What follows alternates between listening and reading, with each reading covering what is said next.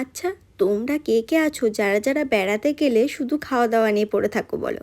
আজকে আমি এসবিএসটিসি বাসে কী কী খেলাম সেটা তোমাদের সাথে শেয়ার করব। যদিও আমি ফুড ব্লগার হিসাবে পরিচিত, কিন্তু সেভাবে খেতে না পারার জন্য আমাকে ফুড ব্লগারের তকমাটা দেওয়া যায় না।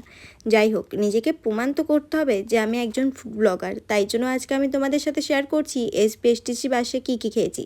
ফার্স্টেই ছোটোবেলায় যে বিস্কুটগুলো কিনে খেতাম 1 টাকা 2 টাকায়, সেগুলো যদিও এখন 5 টাকা হয়ে গেছে। তো ওই বিস্কুটগুলো খেলাম, তারপরেই চিড়ে ভাজা, আর তার কিছুক্ষণ পরেই কিন্তু এরকম দেখো একটা বিস্কুট থেকে বিস্কুট বার করে খেয়ে নিলাম। যদিও একটা গোটা বিস্কুট একবারে মুখে ভরাটা খুব প্রয়োজনীয় ছিল, তার কারণ হচ্ছে আমি ফুড ব্লগার।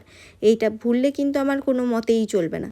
আর এই যে সেই জায়গা, চিনতে পারছো জায়গাটা যেখানে দিদি আমাদের চাষবাস হবে বলে কোম্পানি তৈরি করতে দেয়নি। তারপরে হাওড়া ব্রিজ দেখলাম, আর সাথে দক্ষিণেশ্বরে কালী মায়ের দর্শন করে প্রণাম করে আমাদের জার্নিটা শুরু করে নিলাম।